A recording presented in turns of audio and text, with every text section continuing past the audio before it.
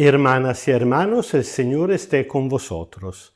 Escuchamos ahora el texto del Evangelio de hoy, sábado de la semana del séptimo domingo después de Pentecostés, según el rito ambrosiano. Lectura del Santo Evangelio según San Juan, capítulo 8, versículo desde 1 hasta 11. En aquel tiempo, el Señor Jesús se fue al monte de los olivos. Al amanecer se presentó en el templo y toda la gente se acercó a él. Entonces Jesús se sentó y comenzó a enseñarles. Los escribas y los fariseos le trajeron a una mujer que había sido sorprendida cometiendo adulterio, y poniéndola en medio le dijeron: Maestro, esta mujer ha sido sorprendida en el momento de cometer adulterio. Moisés nos mandó en la ley apedrear a estas mujeres. ¿Y tú qué dices? Decían esto para ponerlo a prueba y poder acusarlo. Pero Jesús se agachó y con el dedo comenzó a escribir en la tierra. Como ellos insistían en preguntarle, Jesús se levantó y les dijo: aquel de ustedes que no tenga pecado, que sea el primero en apedrearla. E, inclinándose de nuevo, continuó escribiendo en la tierra. Pero ellos, al oír esto, se fueron retirando uno tras otro, comenzando por los más viejos, y lo dejaron solo con la mujer, la cual seguía ahí. Jesús se levantó y le dijo: Mujer, ¿dónde están tus acusadores? ¿Nadie te ha condenado? Ella le contestó: Nadie, Señor. Entonces Jesús le dijo: Tampoco yo te condeno. Vete y no vuelvas a pecar. Palabra del Señor. El texto es muy conocido incluso porque la respuesta de Jesús a los letrados y a los fariseos se ha convertido casi en un refrán: quien no tenga pecado, tire la primera piedra. Pero, como siempre, hay que leerlo en el contexto porque revela mucho más que esto. Jesús estaba en el templo en ocasión de una de las fiestas más solemnes del año litúrgico hebraico y ya desde unos días estaba enseñando. Ya las autoridades estaban en contra de él, es decir, que el enfrentamiento ya se estaba calentando. Ya habían tratado de acusarlo. En su defensa había salido Nicodemo, uno que anteriormente había ido por la noche donde Jesús. Es decir, que era un hombre que no tenía una gran valentía, un poquito cobarde, pero al mismo tiempo una persona honesta, sincera de corazón, honesta intelectualmente, que había preguntado a sus compañeros, porque el hombre era miembro del Sanedrín: ¿acaso nuestra ley condena a alguien sin haberlo escuchado, sin saber concretamente lo que hace? Y por toda respuesta lo habían insultado, diciéndole: ¿acaso tú también eres un Galileo? Estudia, te darás cuenta que nunca ha salido un verdadero profeta de Galilea. Y ahí la cosa se había parado el día anterior.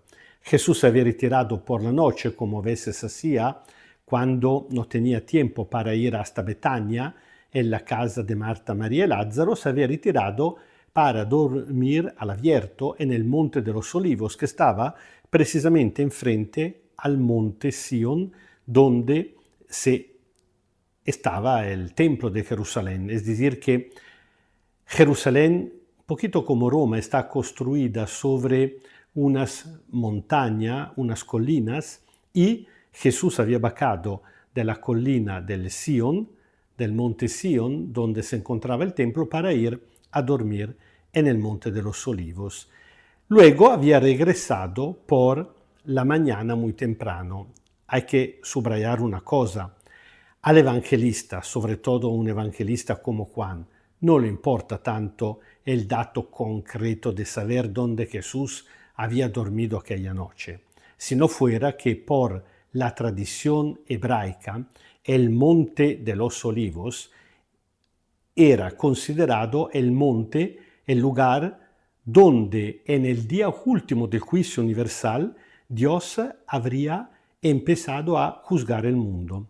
Entonces nos damos cuenta que cuando dice que por la mañana Jesús viene del Monte de los Olivos al templo y se encuentra a juzgar la hipocresía de esta gente, está diciendo mucho más de lo que Jesús, del recorrido que Jesús tuvo que hacer aquella mañana. Está diciendo que en la palabra de Jesús ya se está actuando el juicio definitivo de Dios, que no se dará simplemente en el último día de la historia, sino que ya está adelantado en el presente. ¿Por qué?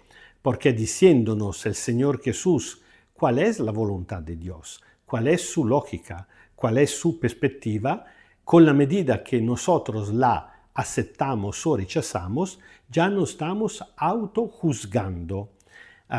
Entre los biblistas teólogos se habla de la escatología realizada, es decir, las cosas últimas, la que tendrán que pasar en el último día, al final de la historia, pero que ya empiezan a darse en este momento. Jesús vuelve al templo, incurante, que lo están buscando para condenarlo, vuelve a enseñar a la gente, se sienta la postura del maestro que enseña a los discípulos. En aquel momento llegan trayéndole una mujer con la excusa de juzgarla. Parece que la imputada sea ella. Realmente ella solamente es una excusa. El verdadero imputado es el Señor Jesús. Y ya se entiende dos cosas en la palabra de los letrados y de los fariseos. Primero, la ironía de Juan. Juan es muy irónico. Empieza diciendo que esta mujer ha sido sorprendida cometiendo adulterio y que Moisés había ordenado apedrear a mujeres como esta. No solamente la cosa es falsa, porque la ley de Moisés ordenaba matar a los adúlteros, a los dos, pero en la medida en la cual dicen que han encontrado la mujer que estaba cometiendo adulterio, es evidente que no pudo cometerlo a solas. Entonces, ¿dónde estaba el cómplice? Es decir, ¿dónde estaba el varón? Evidentemente, Juan quiere subrayar incluso con sarcasmo la hipocresía de esta gente, el machismo de esta gente. La segunda cosa que se entiende perfectamente es que ellos dicen a Jesús: Moisés nos ordenó matar a mujeres como estas, ¿y tú qué dices? ¿Cómo tú qué dices? Esta gente está suponiendo, y con razón, que Jesús no confirmará la condena, pero es una provocación abierta, como decirle: ya sabemos que tú estarás en contra a la ley de Moisés, y por eso hubieran podido denunciarlo y condenarlo como blasfemo. Es una situación muy parecida a la de la moneda del César, cuando le preguntan a Jesús si es lícito o no pagar el tributo a César, que aparentemente Jesús conteste de una manera o de la otra, parece que lo han puesto entre la espada y la pared. El problema es que aquí estamos hablando de Jesús, el cual es el más listo de todos. Jesús, ¿qué hace? Se pone en el suelo e empieza a escribir. ¿Qué cosa escribe? No se sabe. Los biblistas han consumado litros de inchiostro en el intento de hipotizar. Parece que al final, a mí personalmente me parece muy evidente, que si la cosa hubiera sido importante, el evangelista lo habría dicho. Entonces, no es tan importante lo que Jesús escribió o no escribió, sino el mismo hecho de escribir. ¿Por qué? Porque el piso del cortil del templo no era de tierra, sino de piedra. Es decir, que Jesús, escribiendo con el dedo, evidentemente no lograba escribir nada, porque si uno pasa el dedo sobre una piedra, no es como sobre la arena que uno puede escribir. Entonces, ¿por qué Jesús lo hace? Otra vez el texto hay que interpretarlo en el contexto. El libro del Éxodo nos dice que había sido Dios el que había escrito con su dedo en las 2 tablas de piedra que había entregado a Moisés precisamente los mandamientos de la ley. Es decir, que Jesús está repitiendo este gesto de Dios como decirle, ustedes están manipulando la ley de Dios, pero nunca la han interpretada correctamente, nunca han entendido y no pueden interpretarla correctamente. ¿Por qué? Porque para hacerlo y para entenderla hace falta tener el mismo corazón de Dios. Bueno, la gente insiste, Jesús se levanta, otra vez levantarse, el levantarse de Jesús a mí me llama el recuerdo de la resurrección, Jesús que se levantará de entre los muertos y se levantará por un juicio definitivo, que será un juicio de salvación, exactamente como en este caso, porque no le dice ni que sí ni que no. Le dice, ¿quién de ustedes no tenga pecado? Tire la primera piedra. ¿Por qué? Porque acaso puede ser que esta gente no eran adúlteros, pero tenían otro pecado. Esto vale hasta el día de hoy. Cada uno de nosotros tiene sus propios pecados y a veces tenemos la presunción de tener casi un listado de gravedad de los pecados. Si lo pensamos bien, los pecados más graves, según uno, son lo que hacen los demás. Y uno considera que la cosa que hace él, sí, son graves tal vez, pero no tanto como otra cosa.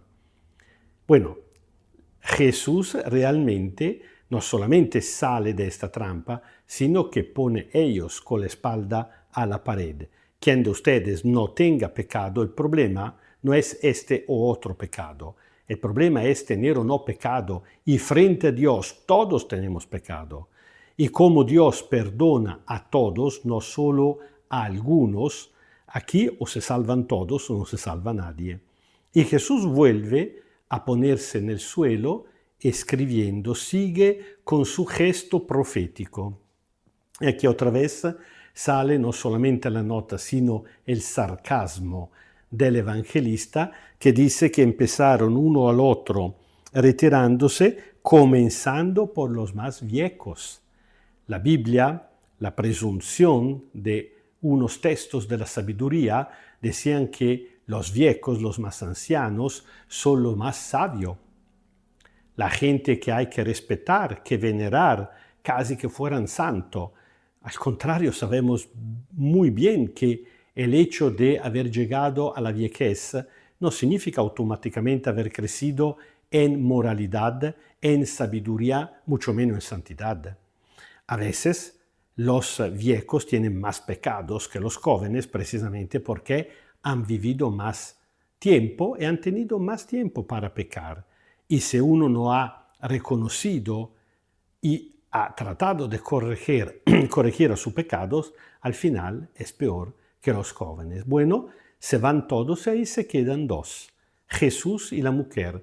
Comentando este texto, Sant Agustín, de manera espléndida, dirá, ahí se quedaron la mísera y la misericordia. La mísera, es decir, la pecadora, y Jesús, revelación de la misericordia de Dios. Jesús que le dice, le pregunta, ¿dónde están? ¿Acaso alguien te ha condenado? Ella responde que no. Y Jesús termina, yo tampoco. Vete y no vuelvas a pecar. Pero el punto no es que Jesús le pide una garantía que no vuelva a pecar para perdonarla. Todo lo contrario. Primero viene el perdón de Dios. Dios no nos perdona porque nosotros estamos arrepentidos y prometemos de no volver a pecar. Es cierto lo contrario. Nosotros podemos esperar de mejorar nuestra vida y salir de nuestras situaciones de pecado precisamente porque primero Dios nos ha perdonado y el perdón de Dios no es simplemente una lavadora que quita la mancha. El perdón de Dios es aportador de su gracia y precisamente por esa gracia que recibimos podemos tener la fuerza para cambiar nuestra conducta. El Señor esté con vosotros. Kyrie eleison, Kyrie eleison, Kyrie eleison.